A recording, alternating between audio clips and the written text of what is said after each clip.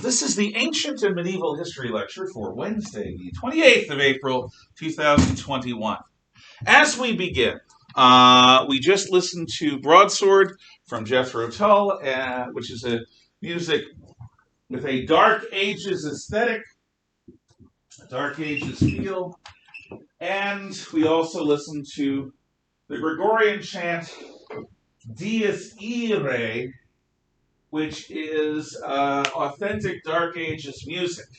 It was first written and performed in Dark Ages churches as one of the earlier Gregorian chants.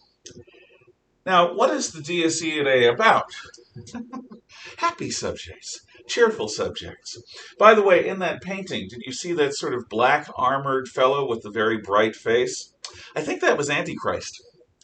And what that means is Jesus was in the painting above, saving those who are saved, and those who were damned were being left to the mercies of Antichrist. Which, not very merciful Antichrist, according to my understanding of the concept. Sort of the opposite of mercy. So basically, it is the day when you encounter judgment. And it's not like you can argue with God, because God understands everything you are and know and all the rest. Most everyone, unless they are completely insane, a narcissist. A narcissist is a person who believes they are the bright shining center of the universe and everything they do is wonderful. Our world is filled with narcissists. Just look at the Oscars the other night. Or you don't, like most people. They have the lowest, by far the lowest ratings ever.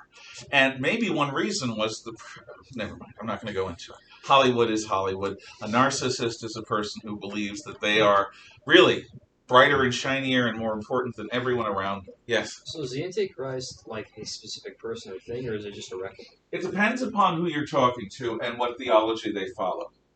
The concept is this.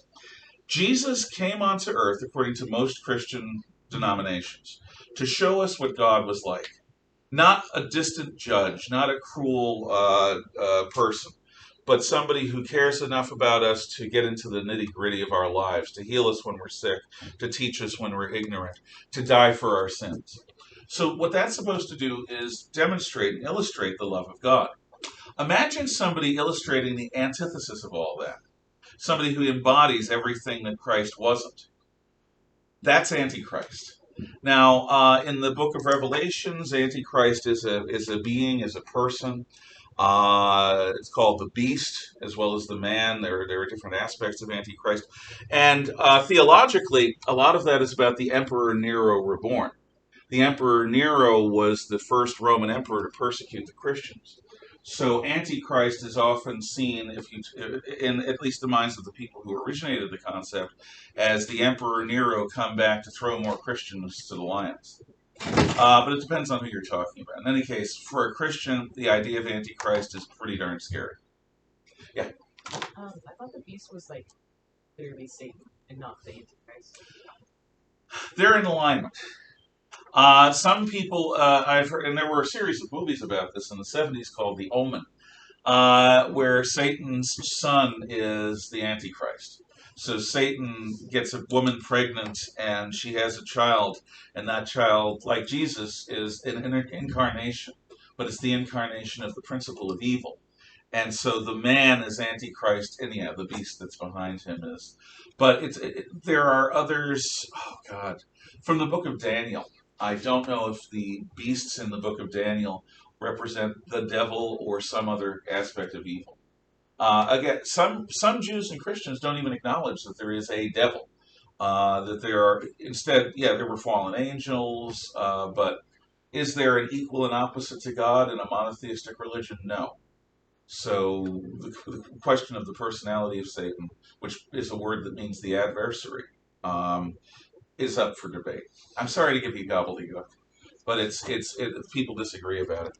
First story, season of Antichrist, and he's the one. He's like the son of Satan, but also like if like a ghost gets this human lady pregnant, but didn't really get her pregnant, it was actually Satan, and he ends up like making this big plan to set the world in Earth, and like the apocalypse and stuff. Mm-hmm. Yeah, good season. Yeah, good season. This is American Horror Story? Yeah. What's it on? What channel? FX. Okay. Yeah. Just curious. Might be interesting. In any case, it's a scary concept. Like the Day of Judgment is a scary concept. Yes. One last thing. So, my grandfather was telling me about this book series. I can't remember the name of it. There was this author claiming that globalism, but the UN was the Antichrist. Okay. I will say this with as much sincere respect as I can muster. There are people who believe that the world and the history and the society around us is a product of conspiracies and fulfillment of prophecies. My own personal take is I don't tend to believe he in no that. way. Oh no, and I know he'd talk about it. And I'm not saying anything about your granddad because you're here and he must have done something right, or very wrong. I don't know. In any event, the point is this. I don't think people are smart enough to come up with a conspiracy to rule the world. The Bavarian Illuminati were a group that really existed in the late 1700s. Did they replace George Washington in his second term as president and set up the Federal Reserve and put the eye on the pyramid on our money just to make the United States some outlet of their conspiracy to rule the world? I don't think so. I think that there are people who use, hey, that's a cool symbol, let's use that.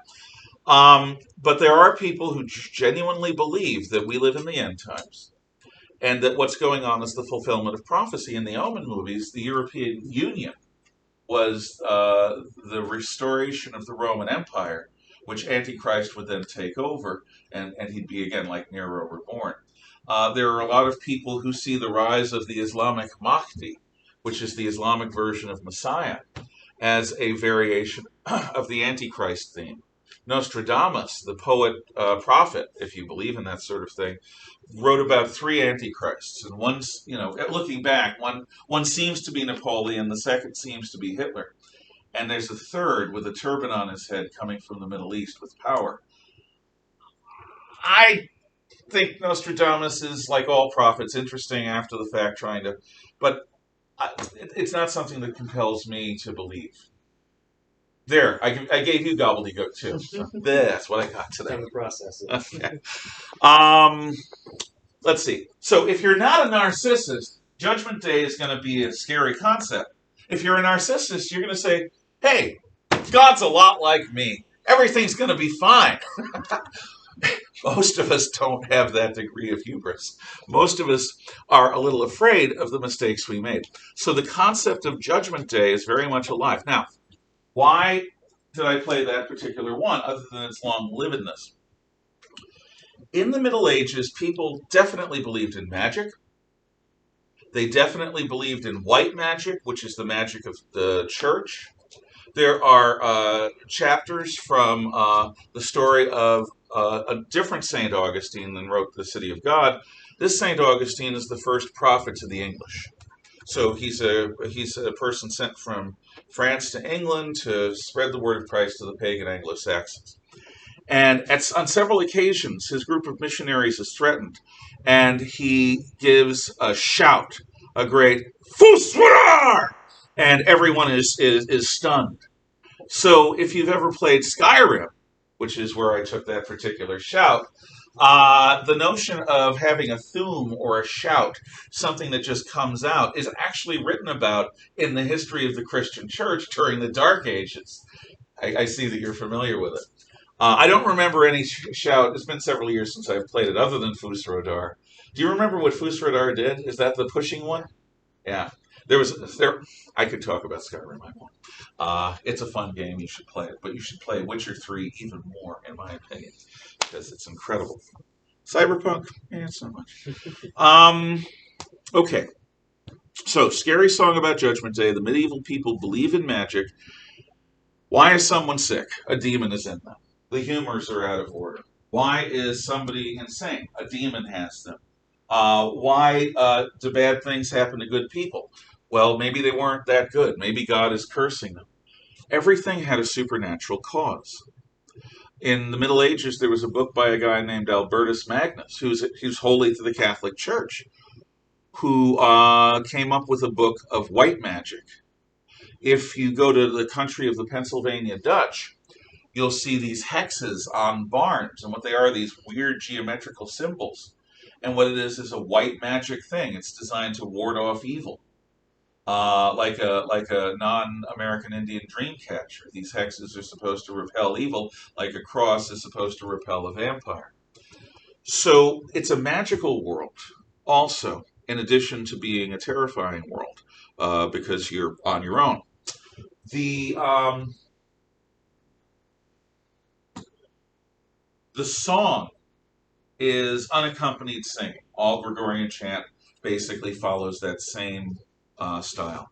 So any questions or comments on Broadsword, which is a song about courage, and Dies Irae, or about the song we listened to yesterday, which is about the monster Grendel? Okay. Yes? Oh, so that Gregorian chant song, at my nun school, they sang that a lot. Like, I think it was either like Tenebrae or like at a high sun mass. Mm-hmm. And that's to get you thinking about there is love, but there's also judgment. And Christians, different denominations balance that differently. But I think it's beautiful music, but I also think it's a bit scary. Do they explain it?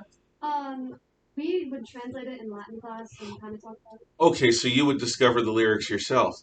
Day of wrath, day of God, ashes, the world, save us, God. And the other thing that the song is about that's important, and this is also relating to courage, a person of faith, whether they're a Christian or a non-Christian, at some point has to throw themselves into the path of history. And that means saying, not my will, your Lord, but yours, in some way, shape, or form. A Buddhist can say that. It's karma, it's dharma, I step to it. But finding something to allow you to do something. Look, I love superhero movies. I like Captain America. I like the Avengers. It's fun. But the truth in history is that we are the superheroes and the supervillains. You don't need special powers. You don't need to, Syndrome in The Incredibles, which is a wonderful movie that if you haven't seen, you should see, proves that with technology, but you don't need superpowers. We have superpowers. We can think, we can talk, we can make art, we can influence one another, we can do things with our hands, we can do things with our voice. And so, what kind of life are you going to leave? Are you going to be one of those people in the background? In the city just going about your lives? Or are you going to try to take the world into your own hands and become a supervillain? I can't say it won't be fun, but it's not good. Or are you going to become a protector of your own life and maybe of the lives of others? Anyway, our choices are something that we're accountable for. And that is what that song is about. We are accountable for the choices we make. Okay. I talked about the illuminated manuscripts of the various monasteries, of particularly the Lindisfarne Gospels. And we did that a little bit early. I guess my plan was to do it now. So at this point, I guess we'll talk a little about architecture, which means, no, we've only got 5 minutes left. That's not enough. It's not enough. So, I guess we're done, unless anyone has any questions, comments, or thoughts on that. Oh, please don't stop, Mr. Gennaro. There's so much you could say in 5 minutes. That would be just peachy keen. Go on the keen. rant about the Oscars. Oh no, I think it's wonderful when I did see this much, not live, but on the YouTube channel. The hostess said, and I don't care what people in the country think. If the verdict in Milwaukee had gone the other way, and that's when I turned off because she was talking about the Chauvin trial. Who wants to hear? Trial on the Oscars? Yeah, well, of course they do, because they talk about politics. Last year, there was a comedian named Ricky Gervais, a British guy, who was picked to be the host of the Oscars, the guy who ran the show. And his opening remarks were, look, it's wonderful that you have your little Oscar ceremony and you have your little statue, and what you should go up here is be grateful. Be grateful of the fact that you have the opportunity to live the life you're leading and influence the people you're leaving. So come up, accept your little award, say thank you, and get off the stage, because no one wants to hear what you have to say about politics, about the world, about the environment. You know nothing about life. You're all multimillionaires. You're all living in these bubble-gated communities guarded by armed guards. You do not understand enough about the lives of everyday people to speak meaningfully to them, so just don't. And the look on people's faces, on the face of Tom Hanks, who is an actor I like, and Steven Spielberg and others, at first they were laughing, and then they were like,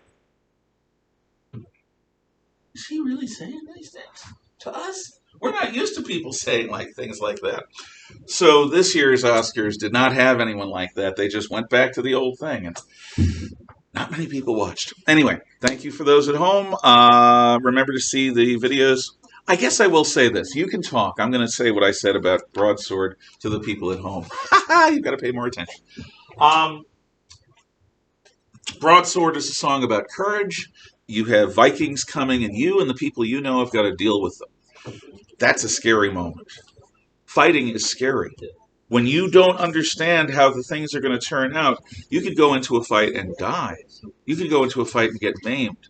So the natural response before a fight for anyone who isn't completely mad is fear. What a brave person does, though, is they find a way to still function while being terrified. They find a way to be afraid, but to step up and do their duty. The men would hide the women and children, lock them away, pray to God, pick up their sword as a talisman, the cross as a talisman, and then pick up their sword and go fight, maybe in a hopeless battle. That's sometimes what it takes to be a man, to be a human being, in the Dark Ages or today. Freedom is not for the timid. Freedom is only for the brave. Otherwise, you're a prey to fear. You're a slave to your own fear. If you can't overcome your fear, you're going to do what your fear tells you, and you're going to live a life that you won't be proud of. I know. I've had to face fear many times, and the scariest moments in my life were facing my own fear. I'm not going to tell you about it now because A, we don't have time, and B, it's kind of, too personal. But you get the idea. You have to learn to fight your fear. You have to learn to overcome it. At least this is what I assert. Think about it, and have a great day.